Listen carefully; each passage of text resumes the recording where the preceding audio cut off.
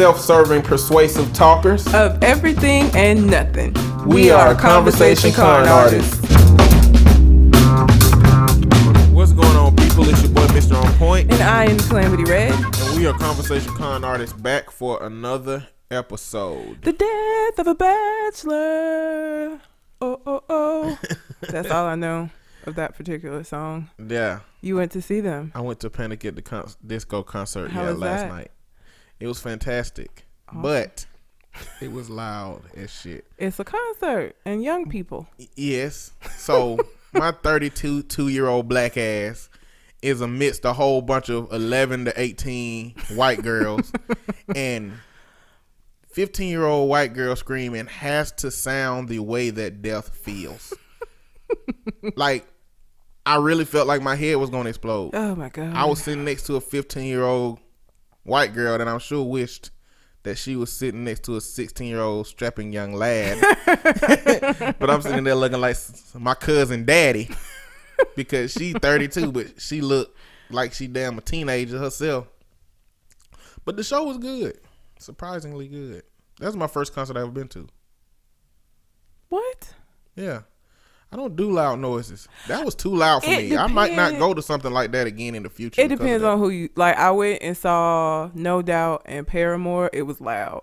I went and saw Anthony Hamilton and Vivian Green because of who they are, the kind of artists they are. It wasn't loud. It was cool. So you had to just pick your artist. I feel like I'll go to like a neo soul concert or something like that. That's something what that was. To be chill, it was real or chill. a cafe where somebody is at a cafe doing a show. But Panic at the Disco is definitely going to be a loud concert. They're yelling in their music. Yeah, it was ridiculous. But it was a good, fun show.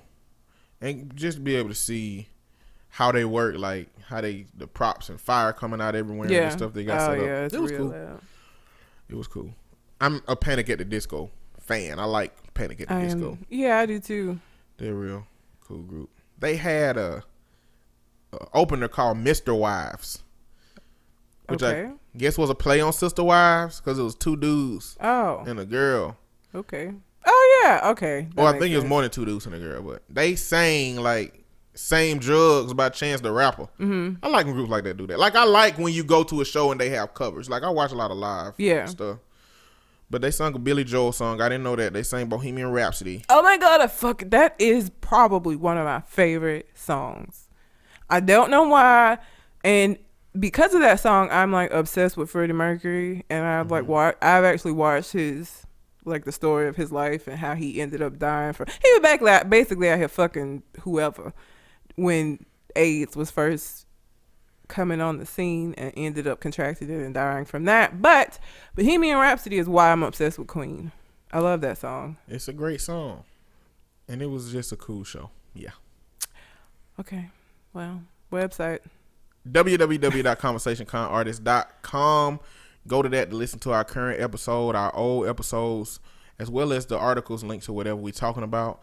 You can also leave us some feedback on the left. If you hover over the mail icon, and a whole little thing will come up, and you can send us some feedback or subscribe to our newsletter. You can find me on Twitter and Instagram at Mr. MISTER_on point. And I can be found at Red_Calamity. Also, we are still doing the listener letter portion of our show. So if you have a question that you would like for us to answer on the show, you can send it into the website, or you can send it into our Gmail account, which is conversationcurrentartist@gmail.com. And this week, I'm probably going to get out of pocket, but we're going to go over this thing. I'm going to let Mr. On Point take it. I found this on a Facebook group that I'm in, and I thought it'd be interesting to just, go through it. The post says, you want that old-fashioned grandma and grandpa love? You want men to start courting and dating you again? You want to see chivalry make a comeback? Then take notes. Before we get into this list, I just want to I already take offense to that first thing. You want that old grandma and grandpa love. I wish motherfuckers would stop saying that. And let me tell you why. Do you know why those women were doing all of that shit and putting up with all of that shit? Because they didn't have no other options. Y'all sitting out here acting like Meemaw was glad to be sitting around while your grandfather was out here making side babies and shit. She didn't have no choice because she couldn't work, and she didn't have no way to feed her damn kids, so she had to stay there. So I need y'all to stop acting like they stayed out of love love and people just don't know how to be in relationships no more and give up and shit too easily. I'm not giving up because I walked out on you because you fucking cheated on me. You gave up as soon as you stuck your dick in somebody else. I do have to say that my grandmama didn't play that shit. My grandmama shot my granddaddy one time. Shot his ass in the leg. Now, he had always been abusive and shit. She a OG. You know. And he always had guns. And he was in one of his moves, and she was in a move she never been in. Because she picked up his gun and said, don't take another step next to me. He kept taking steps saying, what you gonna do? Blah! Blah, blah! Got his ass. Shot him and then immediately called the police. She said the police came in there laughing. And he said he wasn't gonna press charges. Wow. But she shot his ass. Sometimes you have to shoot a motherfucker. My daddy tried to blow him up one time. Your granddaddy. My damn daddy rigged up the lawnmower with kerosene somehow. What? Instead of gasoline, kerosene. And my daddy said the explosion shook the foundation of the house. But he survived though. Like, see, your dad, that's some shit I'm gonna do some shit you ain't gonna see coming. I ain't gonna come directly at you. I'm gonna put kerosene in a lawnmower. They very well might not know that he did that. This just might be a story he shared with me. I don't know if they know he tried to do that shit. Damn. Like, is that a story you come back and tell your mom? Listen, no. Mama. You remember that time the whole house shook and that explosion had happened? That was me. No. Tried to kill that Some nigga. things you take to your grave. That's one of them things. Then why tell me? What you you gonna run and tell your grandfather? He dead. Okay, well it's safe now then, ain't it? Secret is safe. That's the point. So I don't think you gotta take it to the grave. You just gotta live longer than they do before you start talking about it. Yeah, maybe. Grandma and grandpa love. I don't even know what that fucking is. My grandma and my granddaddy lived in a goddamn separate rooms. This is my other girl. This is my mama parents. She stayed in the kitchen in the bedroom. He stayed in the living room watching tennis and outside making us run and do shit because he was a coach. When people say that, it's this idealized version of women who were just completely submissive and didn't question the people, their husbands. Like, every time I hear somebody say that, that's what they usually are fucking referring to, the fact that they stayed together. Well, she ain't had nowhere else to fucking go, so yeah, she didn't leave. Now, if I got a job and I was already taking care of myself before we got together and you lose your motherfucking mind, guess who gonna go back to taking care of herself? Because I can't. They couldn't back then, so that's not even a viable argument. It's stupid. But that's what they usually mean when they say that shit, which is stupid. How we get this grandma grandpa love? The whole thing is rooted in misogyny and sexism. Pretty much. And oppressing women and, you know, making women do what men want. Yep. And men having no expectation to do shit. Men think they can just provide. Like, even those old granddaddies, they felt like if they brought a check home, they could just sit their ass in their chair, drink their beer, not tend to the kids, not worry about no damn food, not worry about shit else, but existing. If you brought money to the table, that ain't a fucking enough. Nope. But let's go down this list. Number 1, never belittle your man. Now, from my perspective, nobody should fucking belittle anybody. He shouldn't be belittling you. You shouldn't be belittling him. That should just not be fucking going on anyway. Yeah, so nobody do that shit. That's horrible shit. Pretty much. Number 2, never talk down to him. That's in the same vein of belittling. How is that different and separate? Why is that a separate talking thing? Down. Belittle in my head makes the individual you're talking to feel worse about themselves.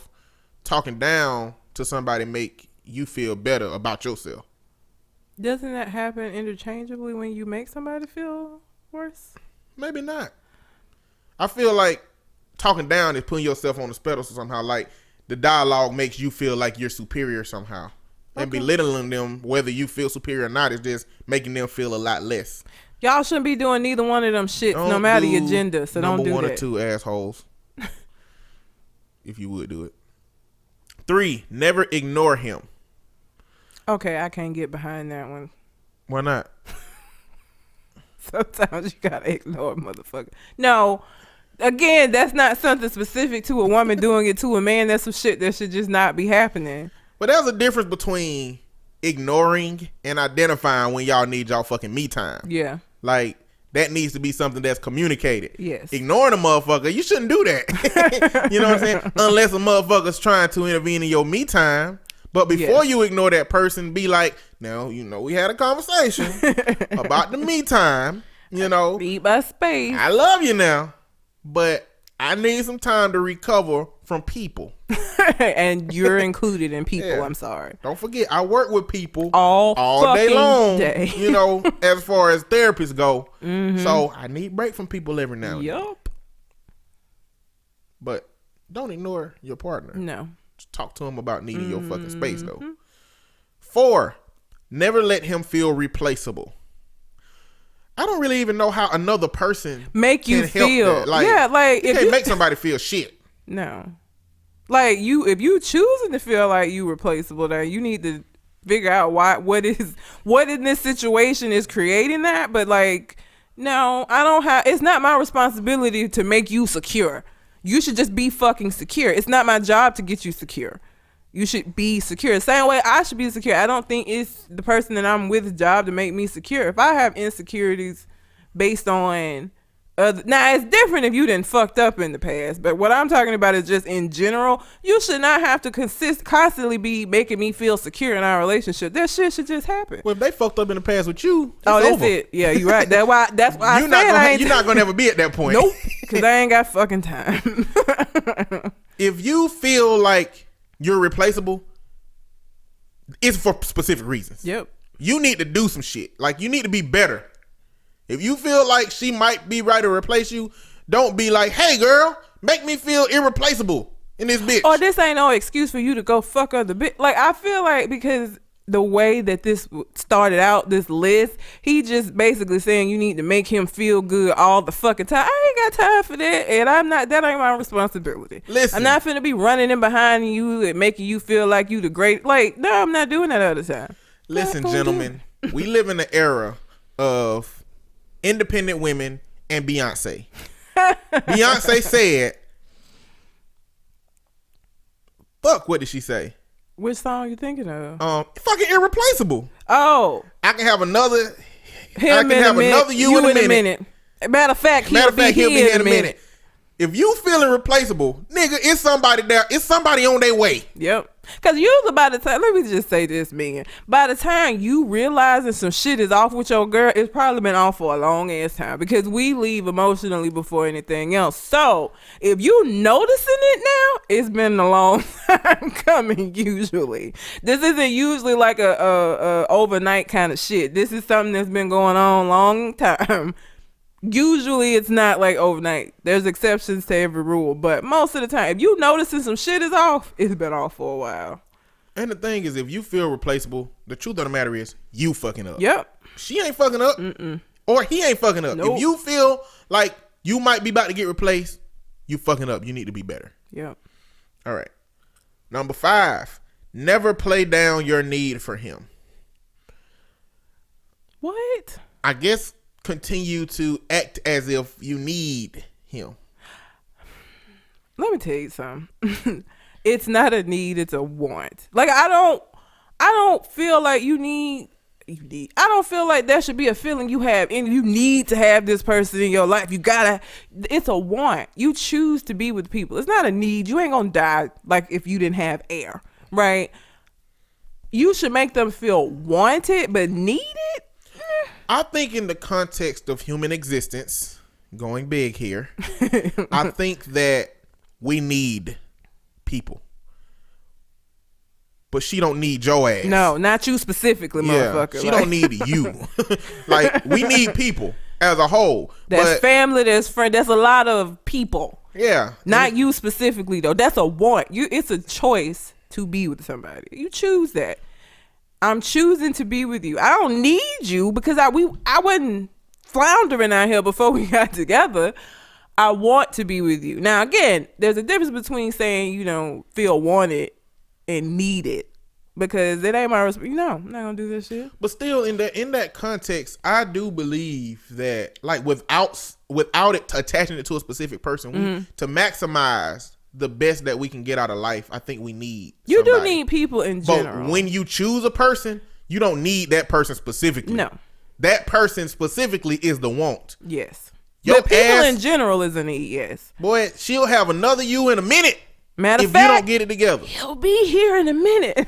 So don't take that shit for granted. Don't act like you don't have anything to do with her needing you or wanting you. And what the other side of this list? This all the shit that the woman's supposed to do in order to keep this motherfucker around. What is he doing to make me feel like I want to do this shit? Providing, bringing the money to the table.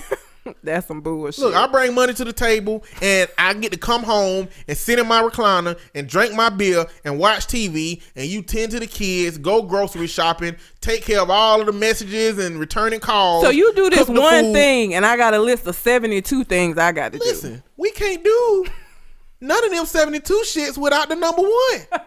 You can't do shit without money, player. Just bullshit. That's how them dudes think. Like, that's how dudes who want this kind of life think. Provider is not only providing physical and financial. It's also supposed to be providing support and providing mental and providing emotional and providing all of this shit that you can't touch. But see, men in our society have been reduced to only interacting with what we can touch, not what we can feel, not emotions, not support and, psychological, as the psychological aspect of relationships and people. That's what we've been reduced to. I'm going to tell you right now, she will have another you in a minute. Matter of fact, he will be here in a fucking minute. He finna knock on the door. All right. Number 7. Oh, number 6. Never cause him to feel embarrassed. What? So it's my responsibility for you to not feel embarrassed? Like, what does that mean? I mean, I don't know. Well, okay. Don't do the shit like where they be like, hey, you got some on your shirt, and when they look down and flip your lips up. Don't do that shit. Okay, so I know you don't watch Love and Hip Hop. I caught up on Love and Hip Hop actually last night. And so what? You shouldn't have. But continue. So there was a scene. These two couples were I think they were at dinner. Yeah, they were at dinner. And they were talking. One couple was married. The other couple was just dating, right? The wife of the married couple, like, I forgot how this even got brought up. But basically, she was saying that her husband wasn't satisfying her in the bedroom. Why would you say this on a double date? Why would you embarrass this man this way? Then when he got up and left, she talking about, so you always leave it. You can't leave. I'm not gonna fucking sit here and let you embarrass. Like, are you fucking, what? This is something you felt like was cool to talk about in front of these motherfuckers that we don't really even know that damn well. Like, you thought this was okay? So maybe it means don't do shit like there is a level of shit that you know that will embarrass somebody. Yeah. Like, we know how to evoke this state of embarrassment. The people closest to you are the ones that know how to get to you the easiest and the quickest because they know you so well. So, yeah. But that goes the other way around. Don't be embarrassed. Don't come and act tough in front of your fucking friends because I will embarrass you then. Like, don't embarrass me. Don't talk down to me in front of your folks. Act like you got me in check or some shit. That's not going to go well at all. That goes for both sides. Like, this is not a list of things that should be specifically to women. Like, this is why this is stupid. It's not stupid if you apply it to both people. He ain't applying it to both people. This says specifically women, if you want chivalry and you want your grandparents' relationship, this is what you need to do. And you also making it sound like everybody, grandmama and granddaddy relationship was good. Exactly. Like, my grandmama shot my fucking granddaddy, bro. Like, that wasn't a good situation. No. 7, never look away or text while he's talking. Never what? Never look away or text while he's talking.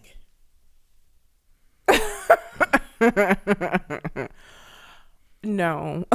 I'm sorry. Like, if you first of all, if you're having a conversation, a serious conversation, nobody needs to be doing anything.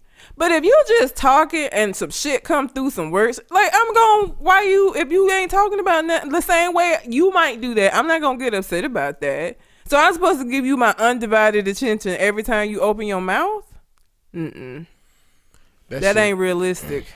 It don't make sense. And it don't make no fucking sense. I mean, no. Realistically, that goes with general positive communication. Yes. Between anybody. Yep.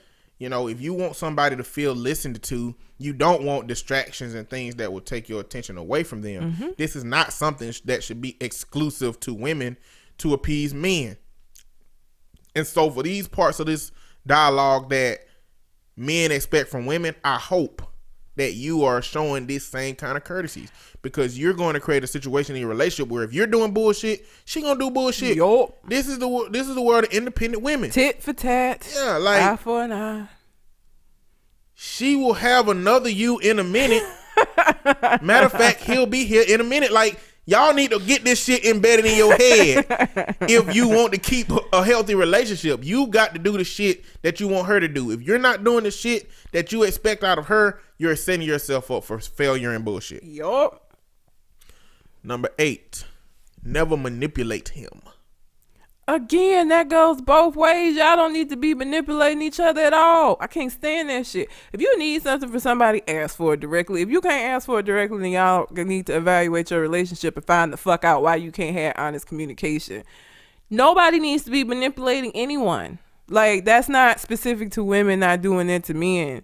That's in general. Don't fucking do that. This is a stupid list. Very stupid. Don't manipulate people. Pretty much. Don't manipulate people in general. Yeah. I mean, manipulation is a horrible trait, especially when you use it for evil. Mm-hmm. It can be used for good. We kind of use it for good. Yeah, I mean, there's a degree of there's a degree of manipulating the situation, the conversation to get to where we need to go. Yeah. Or sometimes people, hence conversation con artists, mind you. That back to the name. Yeah. That is why the name came about. Yes, it is. Yeah. Never boss him. Number 9. Never boss him. See, again, because I think and I'm not gonna say all men. I think you had an issue with this last. Don't drag me into no bullshit. Tell you like that. Some men, a lot of men, like with shit like the reason I said this, I think last week, the reason why men die before women is a lot of y'all do not take care of yourselves. So if I gotta get in behind you and be like, hey nigga, you need to go get that lump checked out. You done had it for a while. It might be cancer. You need to fucking go and do that. Like, you need to do that. Like, today. I'm gonna do that. If that's what I need to do to make you take an interest in your health, then yes. If you want to call that bossing, okay. But when you live another 20 years because of me, we'll see how bossy it was. If you do it like that, it is bossing. Here's the thing. He might live 20 years because of you with somebody else because your ass told him to do it like that. No. First, I'm going to be like, hey, you've had that lump a while. You need to go get it checked out. Now, if you don't get it checked, you're not finna die on my watch. Everybody know I watch the ID channel. I'll be the first bitch they look at. You need to get that shit checked out. Because if you die, everybody going to be looking at me side-eyed. No, you need to go get it checked out. So I'm not going to go at it the first time like that. If you don't listen, I'm not going to let you die on my watch. If you want to die, you could die single. You're not going to die with me. I'm not going to do that. That's stupid. Go get it checked out. I always equate it to everybody's had a job. Mm-hmm. Everybody ain't had a job. But if you've had a job in which you have multiple supervisors at that job, it's typically a cool supervisor that is willing to do everything that they've asked you to do. And you got this other supervisor that just tell you to do shit because they can tell you to do shit. Just a little bit of power they have in their world, and they going to exert it all they can. You need to be that cool supervisor when you're trying to get people to do shit. You don't need to be the other one. I'm not going to be the other one off top, but I'm not going to be a nagger. I'm not going to keep being nice and coming and saying you need to go to the doctor. Like, I asked you 2 weeks ago about this shit. The lump is still there. What are you But the thing is, if he wouldn't go do it before, what do you think being aggressive you think being aggressive gonna do it? I mean, maybe. Being aggressive, it might make him go do it at the cost of y'all relationship. quality. Wanting you, it ain't like I'm telling you to like go, I don't know, do some shit. Like, this is about your health. You could die. Like, this is a serious situation. You need to go get this shit checked out. Like, you just do. You wait, because you know what gonna happen? You gonna wait 6 months and they're gonna be like, well, if you had come in here 3 months ago, it's progressed too far. And then you're gonna be mad. You're gonna be upset. You're gonna go through the stages of grief because you didn't want to fucking listen. There are things that can occur to you that if handled in a timely manner, they could do something about. And if not handled in a timely manner, you're just a ticking ass time bomb walking around. And again, you're not going to die on my watch. Well, I hope you ready to stab his ass to send him to the hospital and just have them check on that little knot that he had. I have to go into some of my ID channel stuff to get some poisons. Yeah, and that won't show up. That they'll be like, well, we don't know what that was, but you got this lump over here. You don't even have to go through the angry phase now. We already got your plan. All you got to do is get some low level poison that's gonna make him feel weird enough to bring it up and say, listen, we finna go to the doctor it's gonna right have to now. be, you gonna be vomiting. Like, it ain't gonna, I don't want you to just feel weird because you might be like, oh, it'll feel better in a day. No, you're gonna be vomiting. You gonna have to go. And they're gonna be like, well, sir, we couldn't find out what, you seem fine now, but about this lump that's on your shoulder. I don't know, they might fuck you up. They might be like, well, sir, you've ingested a chemical.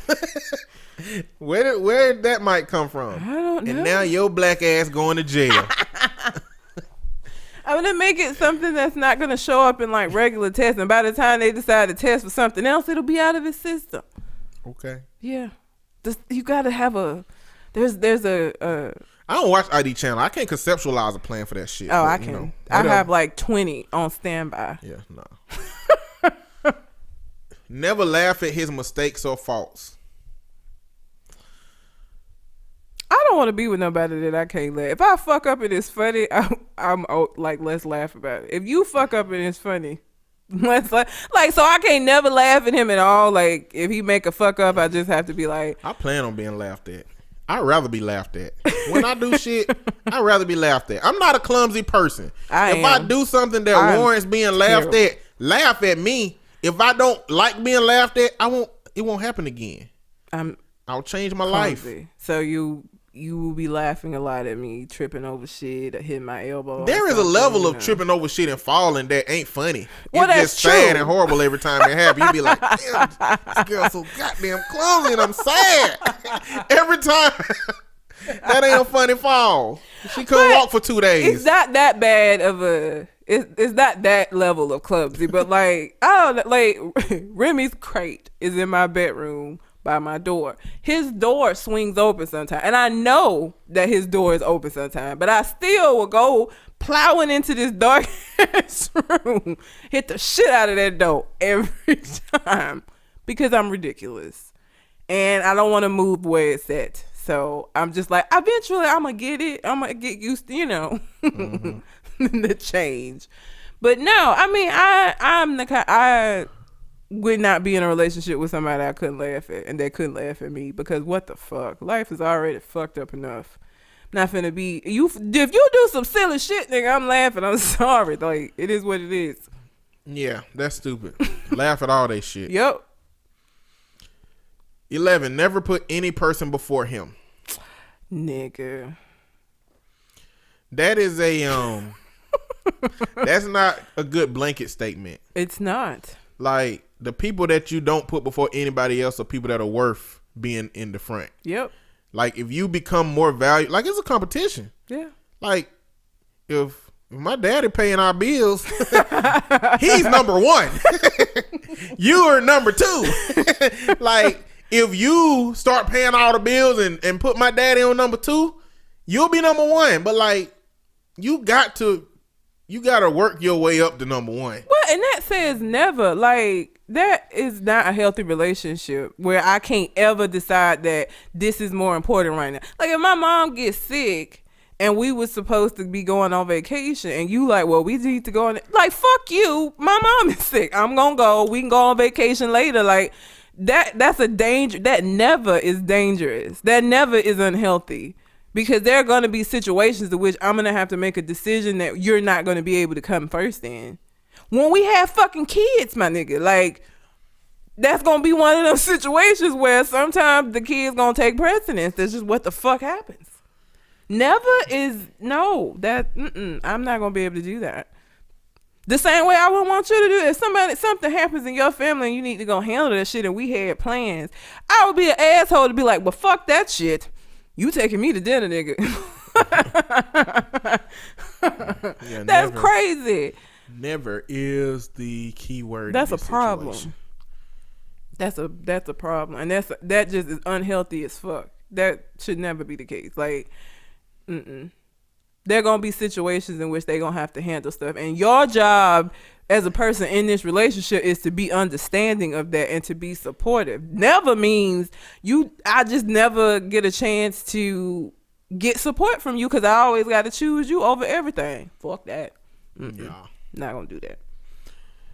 12. Never be too busy for him. Again, that never. The fuck out of here. All of them have said never. They stupid. Never be too busy for him. Sometimes you're going to be too busy. Sometimes I'm be behind on case notes. Nigga, I got to get these notes up. Or and you know what? He got attachment issues. I mean, too busy any busy is always too busy for him. Yep. If he wants you to be at his beck and call every time. That's crazy. Sorry. Not going to be able to do that one. 13. Never be inconsiderate of his feelings. That goes for, you shouldn't be inconsiderate of people's feelings on either side. His feelings. Both feelings should be respected. I mean, if he will acknowledge his goddamn feelings, maybe I know how not to be inconsiderate of them hoes. That's another issue is I'm supposed to know how you felt when you ain't say shit. Out here emotionally unavailable talking about some be considerate of my feelings. What feelings? What feelings when you start got? having feelings? I ain't know. I missed that memo. That shit's crazy. Stupid. 14. Never tell his personal business. Again, both sides. And let me just take this moment to say this to folks. Let me tell you something about involving your family and your friends in your relationship. They're not going, if you go and you tell them all the fucked up shit about this person that you with, and then you decide to stay with them despite all of this shit, guess who ain't gonna forget about that? Your family. You have a reason to forgive them because you have an emotional attachment to them. Your family do not. They don't give a fuck about that nigga. All they know is that he made you cry or that she had you angry and punching walls. And guess what? Now they don't like this person. So sharing his personal bit, you don't need to be sharing your business anyway. It's not healthy. And then you gonna be wondering why mama don't like him and be like, don't bring that motherfucker to my house no more. Cause you told her too much. Stop doing it. I ain't got no bad business. Like the business that they gonna share about me is be like, yeah, he get home and play that game. But ain't nobody gonna say that because the woman I date is going to fucking be all right with games. I mean, I don't play games that much. Yeah. I consider myself a gamer because I immerse myself in the world, but I don't put games before a lot of business and other shit that I gotta take care of. But you know, I ain't no personal business. I mean, and I'm an open book. Yeah. I'll tell you anything about what I got going on. My family know everything. Oh, well, so yeah. You know what I'm saying? And the only other people is your friends. I don't know what you would tell them about me. But at the end of the day, I don't care because you with me. So fuck.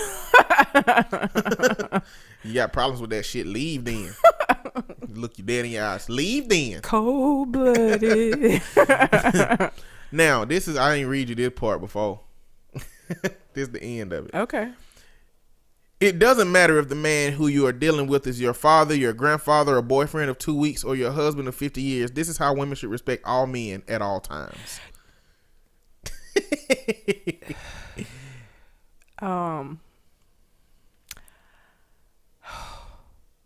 What the entire fuck? It don't matter if it's your husband of 50 years or the nigga you been with for 2 weeks. Get the fuck. I wish you had read that to me before we did this fucking list. Surprise, nigga. That is the biggest load of bullshit. And that just goes back to my original thing about me, ma, and papa. That's what he meant by that shit. Exactly. He meant because they stayed together for 50 plus years and they didn't divorce his And again, it was because me, ma, didn't have no fucking where to go. But let me tell you something. With me, you start fucking up, you gone. That's it. I don't need you. I want you. You are a choice. And guess what? I can also choose to not be with your black ass. So, the fuck That is the most ridiculous shit I have ever heard in my life. Listen, she will find another you in a minute. Matter of fact, he will be here in a minute. Do you know how close that is? You can see his car down the street. That is a minute. That is how close you are to losing your woman if you think this bullshit is going to fly. And if you think you don't have to reciprocate this shit. Lord. But this is where the misogyny come from, because this is the same shit. This the same shit that white people been telling black people forever too. Pretty much. But when you black, you can say, "Oh no, that shit wrong." But when you a man, you can still say that a woman's supposed to do this shit for a man. Fuck out of here! Like, you know what? I'm not even gonna raise my blood pressure about this, because a motherfucker like that would never date anybody like me. It would never fucking happen, because the first date he would be like, He wouldn't even be like, You'll be like, because men like this, they really don't waver on this shit. You know, they like to confront you at the beginning. No, I'm saying he would out already. your cell phone is disrespectful. Okay, bye. Date over. After I cuss his ass out and tell him, you don't pay this motherfucking cell phone bill, so I don't know why you think you gotta say and when the fuck I look at it. Are you out of your mind? See, that's why I say he would be like, because she got too much attitude. She not gonna be respectful of me. You are fucking right, because you're an asshole. And when you be an asshole, I'm gonna tell you that you're an asshole. I'm not gonna walk around act like your shit don't stink because you a man. Just because you got that little funky ass Y chromosome does not make you any better than me. So I'm gonna need you to sit all the way down in all of the seats and all of the stadiums in all of the world. What makes anybody better than any other human being is just having common decency. And you obviously ain't got nothing for you to write this motherfucking article, whoever the motherfucker that wrote this is a book. I don't know what the name of the book is. He wrote a book about this. The fuck out of here. No. It's a photo of the book, so I don't have the topic or the title. Get the fuck out of here. You gonna have these niggas out here in these streets losing reading this shit. Go on, read that and try to implement it if you want to. But men that would implement it, y'all need to know early, women's. Y'all need to know early. Get rid of his ass. Oh my God. I wish I would run across somebody like that. Just for the entertainment that it would give to me. Like, you done lost your whole mind. All of it. All the entire thing. Ain't nothing. The stem, everything gone. Ain't nothing up there. Hollow as fuck. Anyway. Okay, so if you have a question that you would like for us to answer on the show, you can send it in to the website, or you can send it to our Gmail account, which is conversationcarartist@gmail.com. Since we were talking about crazy niggas, I feel like it's only right that we go right into talking about a crazy bitch. I don't know if you heard this story about this Uber driver or saw the video. Mm-hmm. This man who seemed to be maybe from Africa, because she kept saying that she was gonna send him home. He was doing an Uber drive and picked the girl up. He had his camera on, thank God, and her phone was dead and she wanted a charger. He did not have a charger for her because it is not his job as a Uber driver to provide you with a phone charger, bitch. So when he didn't have a phone charger, she started losing her entire mind, going off on him, telling him that she was gonna say that he raped her, that she was gonna call the police and hit herself in the face and say that just all of this crazy shit. And all of this crazy shit was said with a Brooklyn accent because they were in New York, which made it sound even more crazy. Like, women like her, they just fuck with me, because you realize that there are a lot of women out here that are being raped that have to deal with this shit because it's bitches like you out here claiming rape to get back at a motherfucker. That ain't nothing for you to do. That's nothing for you to joke about. That is not okay at all. You a trifling asshole for that. Terrible. I felt so sorry for him, and he was so chill and cool, because I would have put that bitch out my car. You finna get out. I ain't finna take you nowhere. Because he kept saying if you calm down, I'll take you, because she was supposed to be going to her boyfriend or something. I ain't taking you nowhere. You finna get out my car. Ask for a refund, but you getting the fuck out of my car right now. Bye. I ain't driving nowhere. Like, She got banned for life. Yes, she from did. Uber. Cause she's a crazy bitch. Like, I will say for anybody listening that drives Uber, you might want to set you up a nice little cam in your car too. Because when motherfuckers get crazy, it's gonna be your word again. Because she could have very easily did what she said she was gonna do, and he'd have been all kind of fucked up. All kind of fucked up. Let me tell you what not to do with what we learned from this situation. Because this woman blatantly said to this guy, I'm going to tell them you raped me. Don't use this as an opportunity. Oh my God. To invalidate shit like Bill O'Reilly and when men do sexually assault women. Like, because motherfuckers be like, look, you see how she put that fake allegation on? They do that all the time. This is an isolated incident, and this is not say that other people don't go through this. Like, that stupid. But people do that shit. I know they do, and it's terrible. But that's what I'm saying. She perpetuates that shit by doing this. Like, don't do this. That is not something for you to use because you get mad. What kind of fucking person are you that you're ready to say a motherfucker raped you because you mad because he ain't have a phone charger? Do you know how out of pocket that is? Do you know how crazy it is for you to get that upset about a phone charger? Like, you're insane. I mean, in that way, Uber is really dangerous. Like, yeah, you don't know how many mental illnesses you right. picking up. To be honest, you don't know if you picked up somebody that just murdered somebody. Like, are you complicit in a murder? Oh, somebody come like... Yeah, if somebody just murdered the shit out of somebody, call an Uber, and you're driving them around to their next location. Like, does that implicate you? Because you don't have intent. You didn't know that they did it. Now, I don't know if somebody get in the car, they covered in blood. You ain't getting in my motherfucking car no blood on your ass. Like, I would look at you and be like, nah, you ain't finna get in here with no wet ass. I don't give a fuck if it's blood.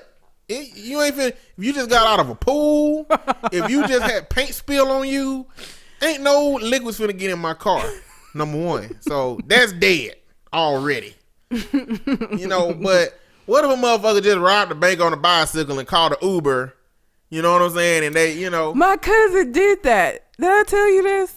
Your cousin robbed the bank? Yes. Yeah. He robbed the bank twice. The first time he took a cab. He didn't ride a bicycle. He left on foot the second time because I guess he was like, the cab fucked me up the last time, so I ain't gonna take the cab. Cause the cab didn't fuck him up. What fucked him up is he got in the cab, had the cab driver take him to a rec center to break $100 bill to pay the cab driver. You robbed the bank, motherfucker. Just get him the $100 bill. Tip him big. Like a $100 bill? Get the fuck out and run. You just robbed the fucking bank. He went in to get change and the police came because it was down the street from the bank. I'm from Talladega. The shit is this big. It's tiny. The rec center was not far from the fucking bank. So the police is out scouring trying to find this motherfucker. They see the cab driver snitch on him while he inside. He come out and get locked up because he's stupid. How do you not have the moral grounding to keep from robbing the bank?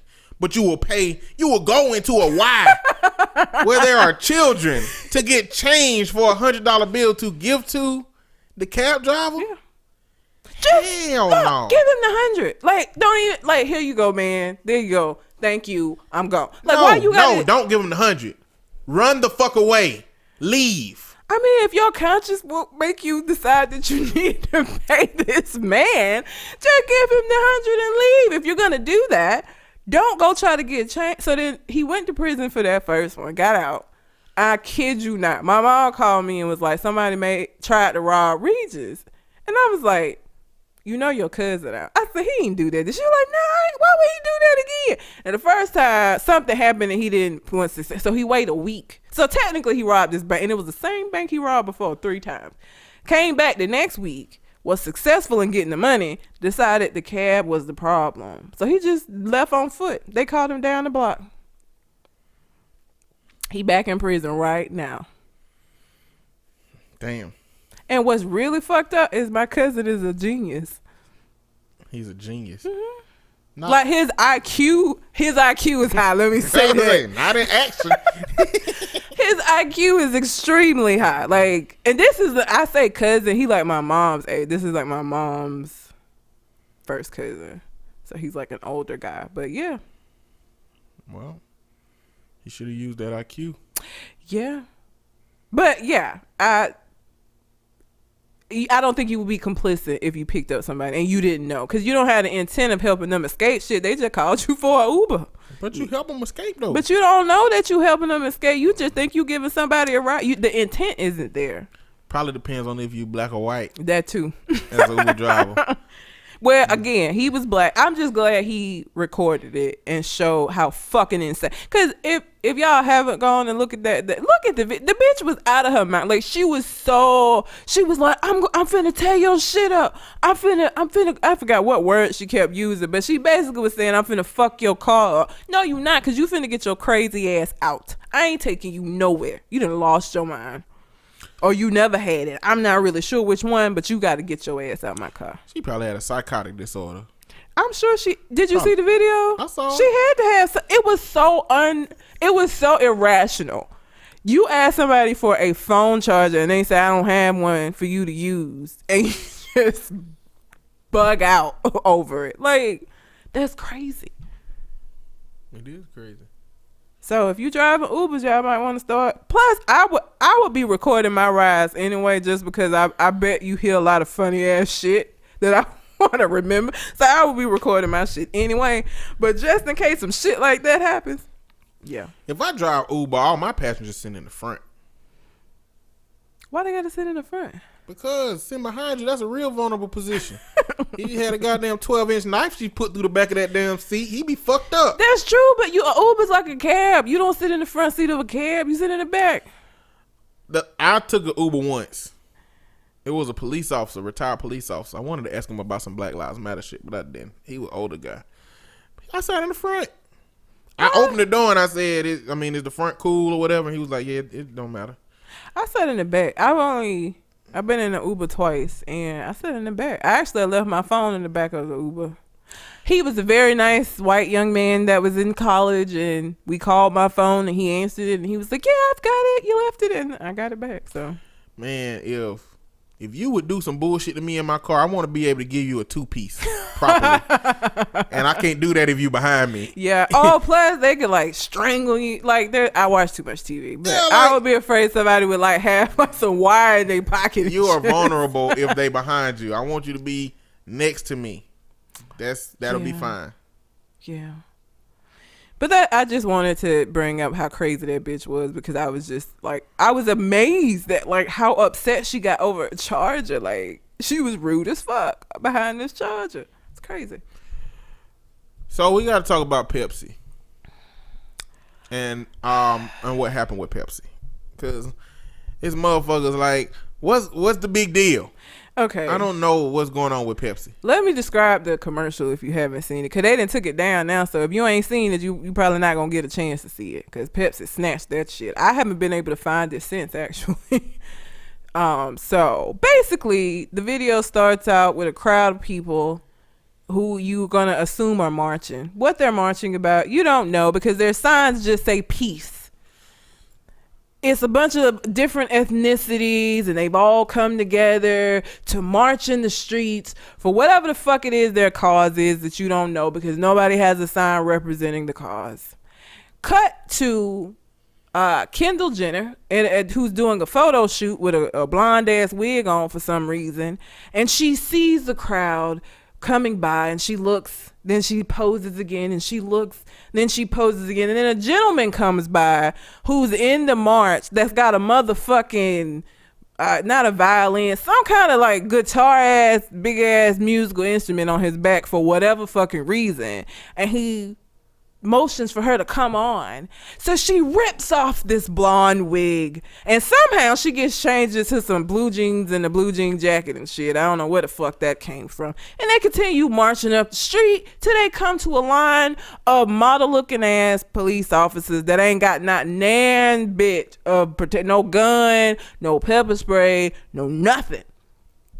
Kendall comes from the crowd holding a Pepsi, and she gives it to the officer, and he drinks it, and she goes back and she fist bumps in the air, and it's amazing. It's a celebration. It's wonderful. We're all one and equal, and it's great. And that's the commercial. Yep. Bullshit. with the climate of police officers killing folks, and just the climate of what marches have looked like for black folks, and they're not pretty, and they're not these like happy, okay, like it just took a very serious situation and made very light on it, and people had a problem with it, and I don't blame them because it was stupid and insensitive as fuck. And Martin Luther King's daughter like tweeted a picture of him and was like, if only daddy had had a Pepsi.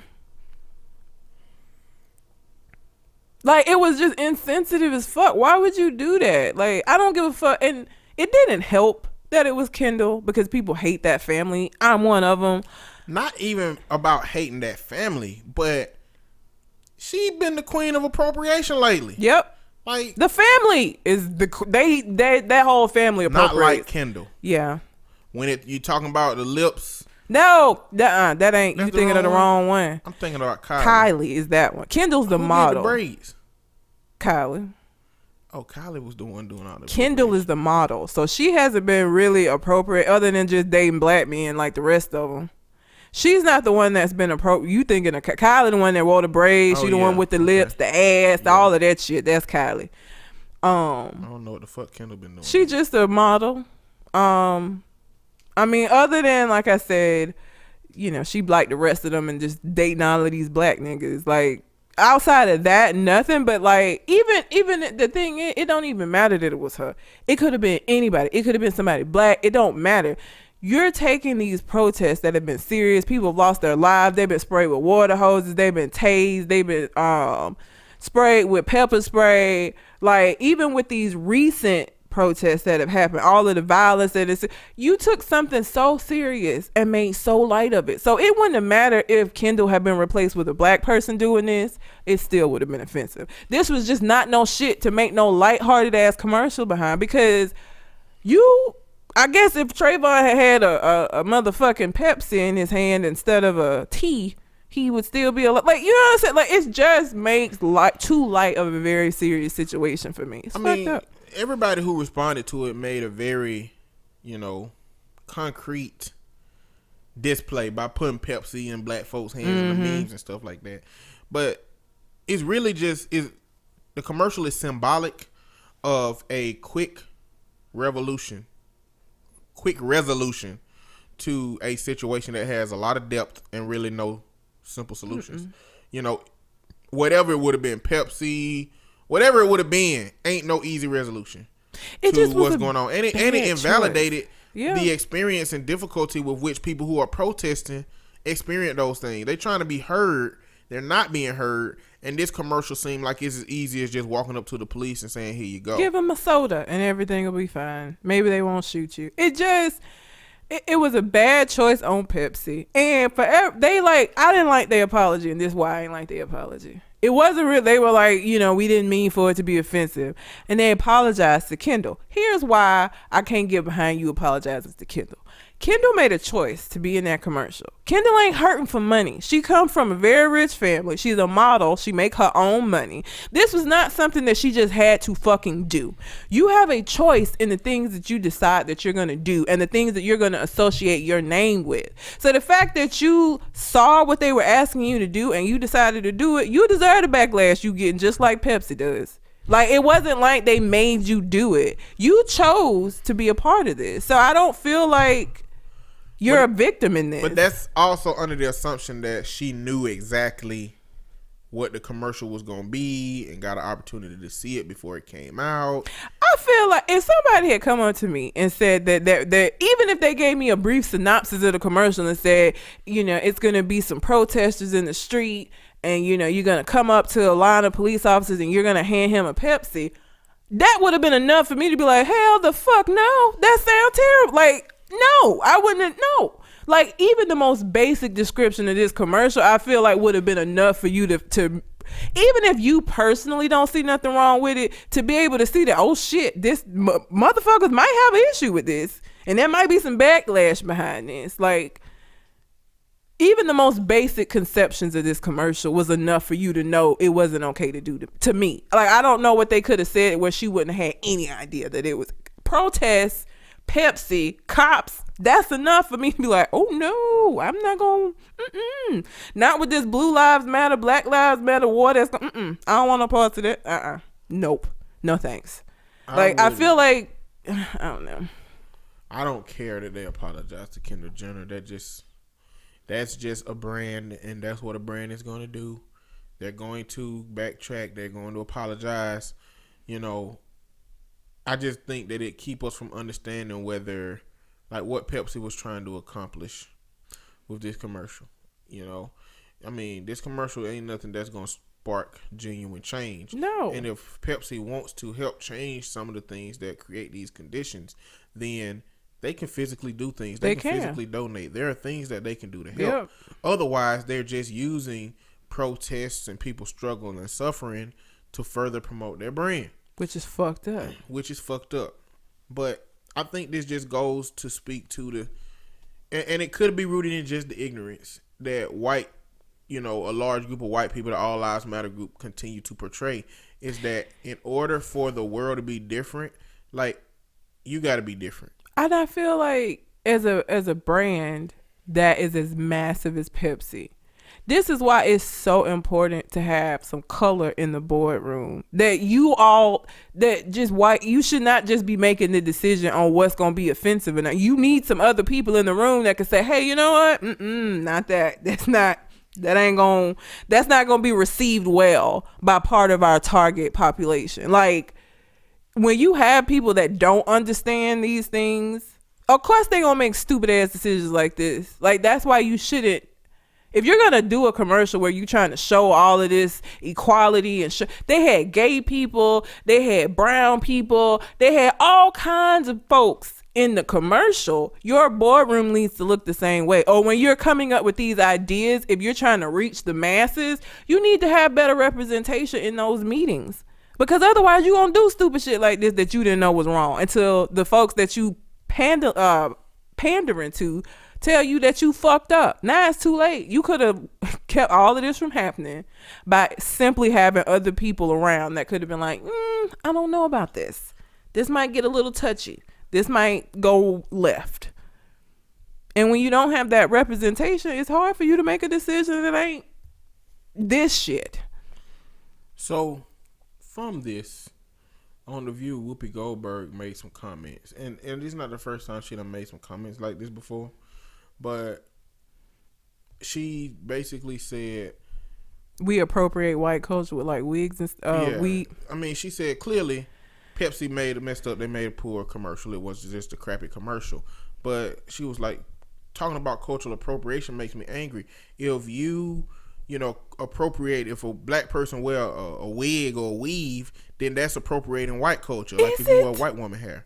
Is it? The problem is, in a society that has made the standard and baseline of how you can exist and be employed and gain, access to housing and do anything in society is to adhere to those beauty standards, then you got to do it. It's not appropriating culture. It's not appropriating culture. It's cultural expectation, not cultural appropriation. When they tell a black woman, if you got a fro, if they tell a black woman in the 60s, if you got a fro, you're militant, you're not going to work here. But they say you got to straighten that hair to work here. And we know that this shit's still happening today, where they telling black women in the military you can't have braids, a naturally protective style that helps black women's hair. Or you're telling, women that they have to cut their dreadlocks off, or you can't have dreadlocks in this position. When you're telling them things like that, because they're supposed to adhere to the natural beauty standards that white people have set, that is cultural expectation, not cultural appropriation. And it doesn't even just happen in the military. When I graduated grad school, for those of you who may never have seen me, my name is red because I got a big ass curly red fro. When I graduated from grad school, I can't tell you how many people were like, so what you gonna do about your hair? I ain't gonna do nothing about my hair. What you mean? Like, when I was going on interviews and stuff, it was pressure to straighten it, one, and two, the color, to turn it back to a natural color. And the natural color, I wasn't as upset about as I was that you think that I need to straighten this is how my fucking hair is. Like, why should I have to go out of my way to change the natural texture of my hair to make somebody else more comfortable? It's not like I'm going out of my way to make it this way. This is how my fucking hair looks, and I shouldn't have to change that. But you're right, the standard is straight, nice hair. And when you don't have that, you either have to do what I did and say fuck it, and I want to work for a place that ain't gonna give a shit and is gonna let me just be me, or you're gonna have to adhere to it and either get a wig or some weave or straighten the hair that you have on your head so that you can assimilate better into white culture so that you can get a job.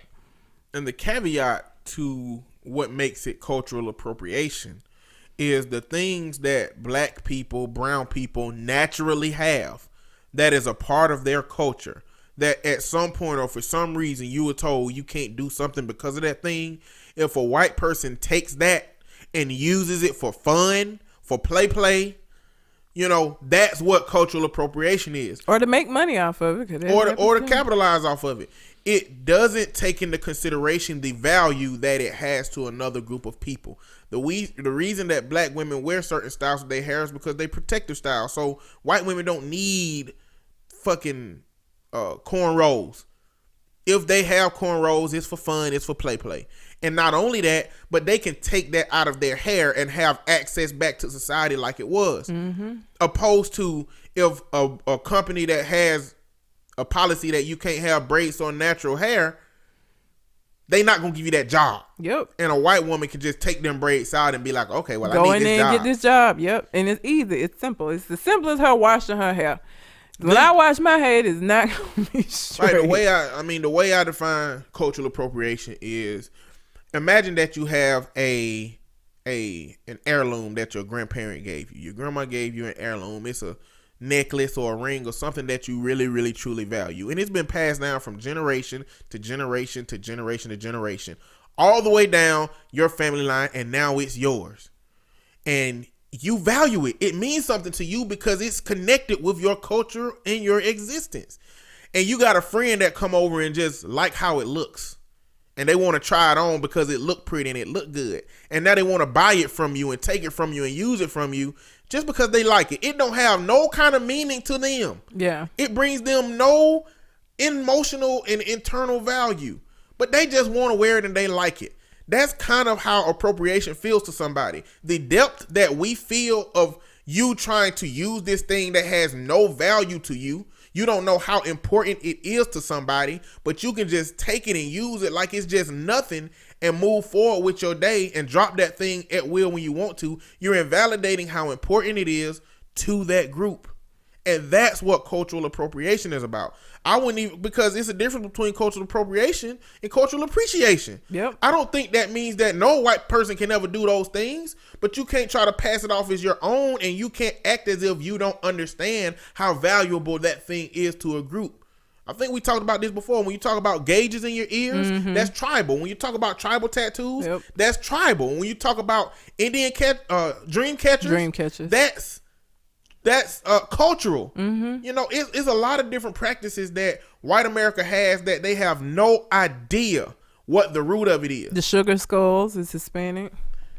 All of that, like, it's just so many things, you know, and educating yourself about the culture that it comes from in a way that allows you to, you know, educate somebody about it. Like, if you're a tattoo artist and you give somebody a dream catcher, like, it'll be amazing if you would be able to tell them the history of a dream catcher. You know what I'm saying? It's some shit like that. Like that, I think that lends to cultural appropriation. It helps people understand the context of why this is important to a group. If you use it in a way that you don't understand the importance and it's just, to you, it just looks pretty or it looks good or it's fun to have or this is a fun style, that's a problem. That's where cultural appropriation come in. But you can't call black people using white people shit as cultural appropriation when white people told us you better use our shit or you can't access society. Yep. So Whoopi Goldberg missed the mark with that shit, and she always missed the mark with it when she say that shit, because she's not even trying to understand all the nuances of things like cultural appropriation. But anyway, that's all I got with. Well, it was something else with Pepsi. Oh, Okay, so Pepsi stock, when the commercial came out, they stock rose. When they apologized, it plummeted. Damn. So you had two different groups at odds here with the Pepsi commercial. Mm-hmm. You got the far left, which are going to be your social justice warriors, saying, hey, this commercial is offensive. Mm-hmm. It misses the mark. It's tone deaf. And it makes light of these situations. But then you got the far right who's saying, Pepsi, y'all are just trying to fucking be, sympathetic to all these people. Mm-hmm. Why would you make a commercial like that? Anyway, they don't need a commercial about how to make protests better. They just need to be better. Yeah. That's what the far right saying. And then when Pepsi apologized, it made that far left mad because they apologized to Kendall Jenner. Yep. And then it made the far right mad because why would you apologize to these group of people that it offended? That further takes you into the depth of trying to appease these social justice warriors. Mm-hmm. Like in the media, social justice warriors versus the freedom of speech and rights people have been at odds because this group says, hey, you shouldn't be able to say this shit about me. And this group say we should be able to say whatever we want to say. Yeah. And I understand both sides, but the thing is, what I would tell the people on the right is, if I call your grandmama a fat bitch, I have the freedom to say it, but you gonna want to punch me, right? Yeah. Just because the things that the social justice warriors are fighting for don't mean anything to you, doesn't mean that there isn't something that can be said in your life that you won't react to. Yeah. They're just reacting to the things that's in front of them. I'm saying. I don't know why that was so funny to me. Your grandmama? Because I can just imagine, I can't ever imagine you saying some shit like that and imagining you be like, your grandma fat bitch. It's just so fucking funny to me. It's just I wouldn't say it like that, though. How would you say it? I would say some passive aggressive shit. Like, do your grandmama have thyroid issues? Or is she just a fat bitch? I wouldn't say no shit like that, but I'm just saying it just goes to speak to, and that's just an extreme example of speaking to, there is something that can be said to a person on the right that they will be very upset that somebody said to them. Yeah. And they will have a reaction and a response. Just the mere fact that the people over here on the right can't understand the issues that the people on the left have with those things, the problem. But I do have a problem with the people on the left who just try to subdue any kind of dialogue that's related to something that they don't like, because that group exists too. You know what I'm saying? There is room for middle ground in that situation. But that's just some more shit to go into the Pepsi stuff.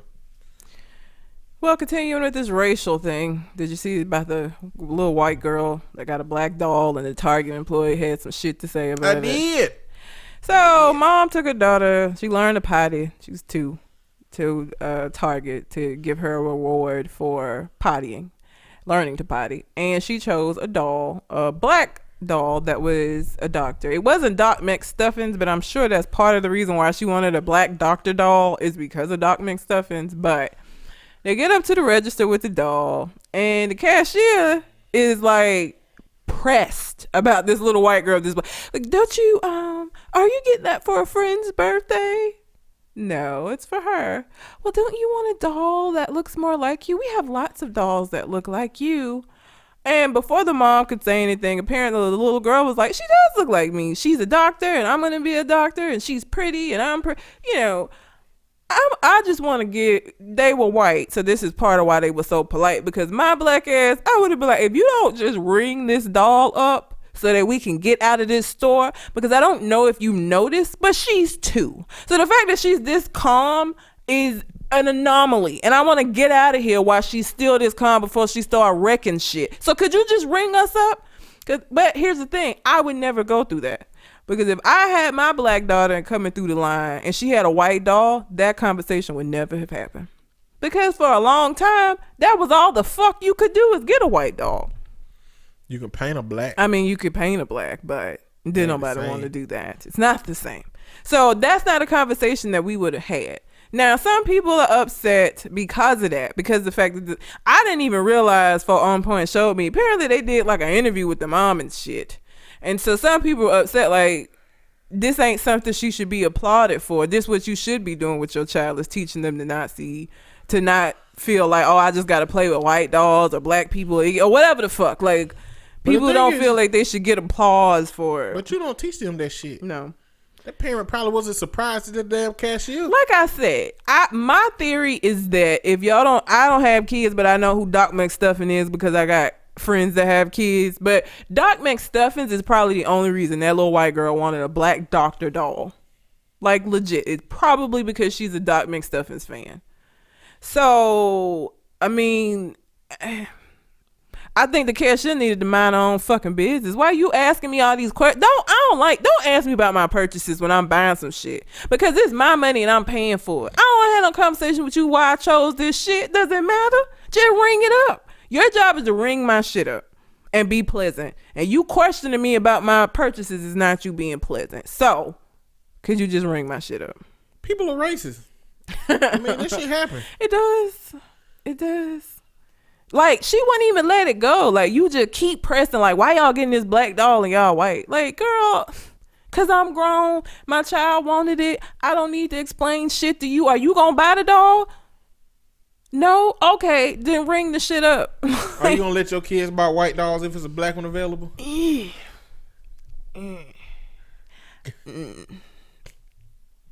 I would like to think they would choose. I hope my children would just choose the black doll. I want them to have as many representations or many things that represent what they look like, because I know when they go out into the world, it's going to be less and less of that shit, right? So I would want them to play with dolls that look like them, just because I know the world ain't going to be that way. So I want you to start creating this pride in who you are now, because the world ain't going to help you with that shit when you get away from under my wing. So if she just I ain't gonna force the child to get a black doll, or she just like gotta have this new white Malibu Stacy or whatever the fuck. I don't know. I'm not gonna be like, you getting a black one. But I will be encouraging dolls that look like them, because I feel like I, as a black mother, would have an issue that a white mother wouldn't have, and that's the fact that my child is not gonna see a ton of people that look like her in good places. You know what I'm saying? Like, little Susie, her mama ain't got to worry about that, because little Susie gonna see people that look like her being, doctors and lawyers and senators, and she just gonna see them in all facets of life. You know what I'm saying? My daughter may not have them same opportunities I want her to have as many representations that look like her, so she can garner some pride in how she look and not feel like she has to assimilate so much. Yeah. I ain't gonna make that deal for my kids, I guess, because like as far as superheroes go, ain't no black superheroes. Black Panther worth a damn. No, yeah. Black Panther is. You got Cyborg, fucking Aqualad. Oh yeah. I mean, I started watching Young Justice. I like it. I'm like Justice 7 episodes and it's good. That shit is good. Now you got me scared though. You've been talking shit about the ending, so now I'm like, I'm gonna get mad. I see it coming. The only thing bad about the ending is that when it was originally aired, they cut it off. Oh, okay. But see, we good because season 3 finna come out. Okay. So we just starting to watch it. We ain't got that much in between that. So okay. We all right. But yeah, I mean, as much as I can give my kids things that represent our culture and what they look like so they can take some pride in that, I will. But like I said, I ain't gonna force her. Like, if you just gotta have Malibu Stacy, then girl, I guess. Right? Because the toys that they play with is not going to be the only way that I'm instilling some pride into my kids. So, if you want a little white doll, I guess, girl, go ahead. Get your little white doll. Might want that white doll so she can voodoo her ass. Control their teachers and shit. Lord. That, I don't want that. That's not good. Shit. I don't want that either. That ain't, We already talked about having kids that might be psychopaths. I ain't got time for that shit. I don't want that. I'd rather she just want the white doll just to play with the white doll than to be doing some voodoo shit. Black Lives Matter Philly had a black only meeting. And I kind of was wondering, a part of me is wondering what's wrong with that. And another part of me is, another part of me wants to have white allies be a part of this movement. Now, the reason the part of me says, I understand is because It ain't like motherfucking KKK meetings open invites.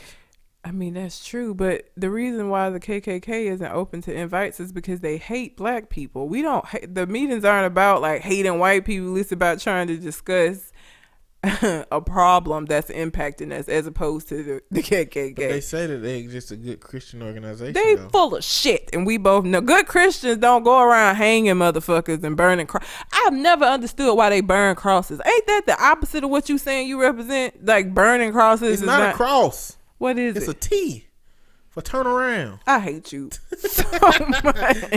Turn around and go back to where you came from. It's a You T. can't turn around once that cross is there. The shit is too late. You go out the back though. If they burning in your front yard, they won't know you left at all. I ain't But never you know how much understood. effort they used to put into racism? They used to get somebody to cut out a big fucking T to put in their yard. That mind Douse you, it with gasoline. that mind you means turn around.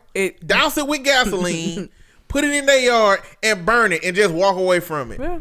Like they put a lot of energy into hating the motherfucker.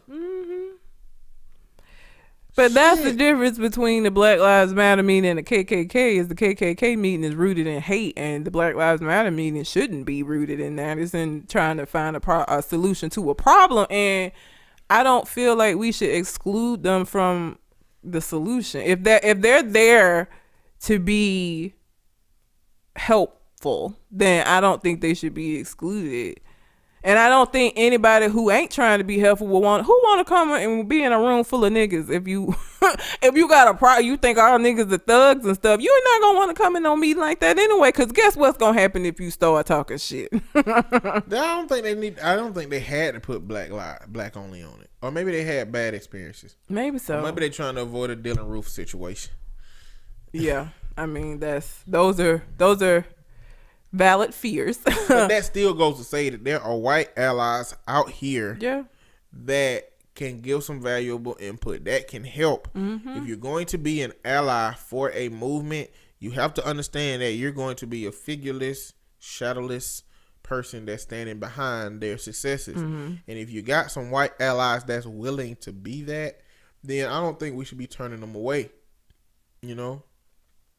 So before I would have an issue with it, I would have to know the reason behind it being black on it. If it was for safety concerns, if it's in an area where motherfuckers been getting out of pocket, I could understand that. But if it was simply because you don't want any white input into it, regardless of whether or not they're allies or not, I can't get behind that.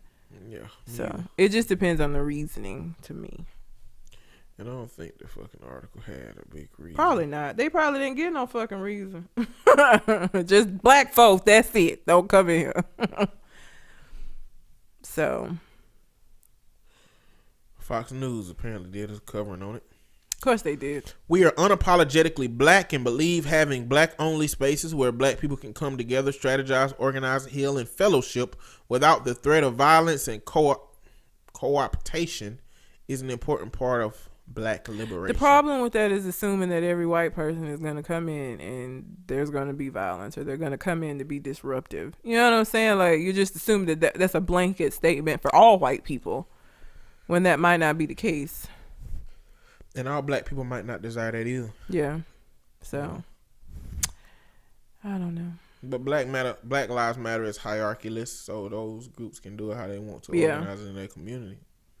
And I mean, you know, if I was interested in being involved, that wouldn't have been a meeting I would have wanted to go to. Not a meeting that specifically has to say blacks only. I wouldn't have gone to that meeting.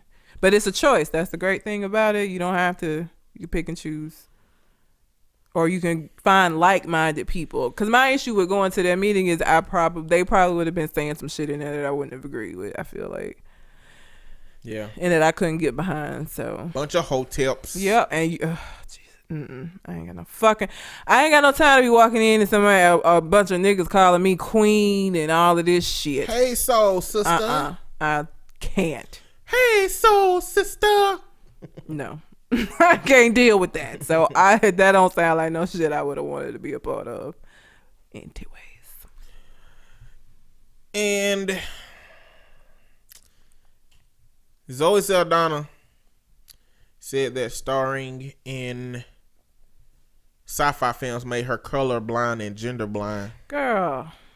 I really wish people would stop saying that shit. The only way you colorblind and gender blind is your ass is blind. That's it. And even that ain't cause shit. Ray Charles was blind and he still had his ways of looking at wrists and shit. If you tied his arms up, then he ain't have shit though. That's true. But he had his arms. But he was blind since birth, right? And this bitch can see. No, he could see, and then he lost it. Have you watched Ray? He was school age when he lost his vision. I ain't never liked biographies. I ain't never liked movies. You ain't about never people. watched Ray? Oh. We watching Ray. We watching Ray. Why you don't want to watch Ray? It's amazing. Jamie Foxx did an amazing ass job. Like, it's an amazing fucking movie. I cannot believe. And it's hilarious. Ray Charles was like a hoe. It was so funny. Like, and the way he decided about whether or not he wanted to get with somebody was he would check their wrists to see if they had thick wrists or not. Because he didn't want nobody big. Make sure he wasn't getting tricked. No. He was checking the weight. I understand. I mean, I've heard all this stuff before. It's amazing. There's a lot of amazing movies I ain't seen. You need to see Ray though. Maybe. I have Ray. Maybe I need to see it. You need to watch Ray. It's long though. See, you ain't helping. You should have surprised my ass. Like, here's Ray. But it's amazing. And you would know that he lost his sight when he was school age. Like, he just woke up one day and I actually believe I started seeing it because I can remember the scene. It was like a film coming over his eyes. Yeah. So he could see. And I think that would be worse. I think it would be worse to be able to see and then lose that shit randomly than to just never. Because you don't know what you're missing if you can't see. If you never be able to see. But he was still young enough to develop his other skill sets. He was. But he was also old enough to where he was very. I mean, it took him a while to like get past the point of like, I'm blind, I can't see no more. Like, he was really upset about that too. So that was a hard thing. And then you're a child and you got to come to grips with this huge ass thing in your life that you're not necessarily capable of processing yet. And his mama was just, country, and she couldn't really help her process. She did. He obviously he got better, but yeah, you need to watch Ray. It's amazing. I can't believe you've never seen Ray. I've never seen Ray. It's amazing. He's always Saldana. But I hate when people say that shit. Like, there is color. I'm black. There are white people out there. There are Chinese people out there. That's stupid. Talking about you don't see color. I absolutely do see color, because when you start saying shit like I don't see color, it makes it so much easier for you to be offensive. You need to be aware of the cultures that you're dealing with so that you could be culturally sensitive. Talking about you don't see color, you just gonna treat everybody the same is some bullshit, because everybody hadn't been through the same things and everybody's not culturally the same. So that's stupid. And colorblind to me, it does have a component of how you see other people. But the biggest component is when you say you're colorblind, you stop looking at when other people look at you in a way that's not congruent with who you are. You stop seeing that shit too. So people can talk to you crazy and you act like it's not because you black. You act like it's because of some other shit. Be like that episode of Atlanta about that dude who wanted to be white. Oh yeah. Mm-hmm. That shit, it's getting old. That dialogue is getting old. Yeah, I hate when I hear people say that shit because it's fucking stupid. You think that make me like look at you in a like, oh my god, really? Like, you don't see me as a black? You should see me as a black woman, because that's what the fuck I am. And because I'm a black woman, that means that I come with a specific history. That means that I come with a specific culture. That means that in being friends with me, you need to be aware of those things. Talking about you don't see color. That means I'm going to have to slap you at some point for saying something stupidly offensive that you're going to be like, well, I didn't know.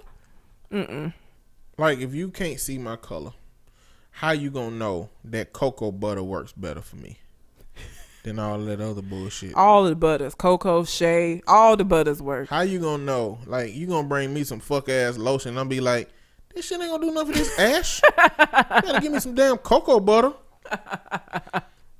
How you gonna know I need more Blistex because I got more lip area to cover? You know what I'm saying? Like, I still cannot envision not having lips. Like, I see people that don't have no lips, or like women, and I'm like, a tube of lipstick must last you a lifetime, because I mean, you have a very thin, like, you don't even use any. Like, it's just quick, just like a spaghetti noodle. Is this? Why do you not have more lip? It's weird to me that they don't have lips. If I'm colorblind, if you colorblind, how you gonna know I need more seasonings than, fucking Mrs. Dash? Oh, the seasoned mouth was another thing that people thought should be on a Seasoned shirt. mouth. That they come with Yeah. seasoned mouth. Like, you need to know I'm black, so you know I don't have seasoned mouth. You know what I'm saying? Like, you need to be able to see me, but we need to accept what comes with seeing color. Yep. We don't need to me look no at everybody and be bland like, oh, I don't see color. That's easy and it's dismissive. You should say, I see color and I'm learning about color, and let me accept what that is. Don't bring me no bland chicken. I'm gonna be mad. Like, you need to put some seasoning in this. And it's Get different. you some Lowry something. It's different cooking with the seasoning on it than adding the seasoning at the end. It's just not the same. It's not the same. You got to season it right before you cook it. Put it in the batter before you fry it up. Like, I need you to get this. And look, don't just put seasoning in the flour. That ain't enough. You need to put seasoning on the meat. Okay? Bottom line. Point blank. Zero tolerance. For non-seasoned meat. Zero tolerance for non-seasoned meats. You realize that you've turned every man that listens to this show into like a 12-year-old boy. Because now when they hear meat, they hear this shit you be saying on the show and start giggling like a 12-year-old. But, I mean, that's just the best way to say it. Lord. I'd rather not say dick. Why you had to put so much emphasis on the D? You Because said that's it how so I hard. say meat. That's how I speak. That's how I talk. Haven't you seen my movies? All right, Sam Jackson. That's how I talk. So, if you laugh, if you can't hear the word meat the same anymore because of how I've been saying it, then good. That is a way to sneak in dick jokes. Terrible. And nobody knows. I mean, I guess. I'm not really a purveyor of dick jokes, though. Me either. I don't use vulgar language, and I don't really laugh at vulgar.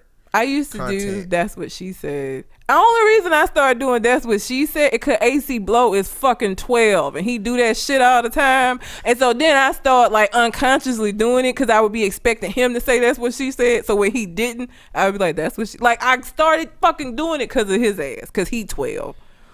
Well, it is what it is. Surrounded by adolescents. I'm 5, so I guess, you know. Imagine how difficult it is for me to go in the Subway and order my sandwich and ask for extra meat. Like, in my head, that don't work. You know, I thought the same thing when I went up to, went to the pool hall and went up to the dude and was like, can I get some balls? Like, it's really no other way to say it. I mean, you can say, let me get some pool balls, but that just mean all the balls in the pool hall. Like, you know what I'm saying? Like, it don't help the situation. Lord. I don't even think about it. Like, I don't think about it unless I'm around you or people that know you or listen to the show and they start laughing. Like, I say meat and I mean meat and it doesn't make me laugh. But if I'm around y'all motherfuckers, then I'm like, oh my God. Well. I mean, ain't nothing worse than an Arby's commercial, though. We have the meat. We have the meat. Okay, Arby's. All right. And they got a powerful black voice saying that shit. Yep. That's hilarious and terrible in equal measures. But anyway, that's all I got. That's all I got, you. Well, until we come to the next conversation, We out. holla.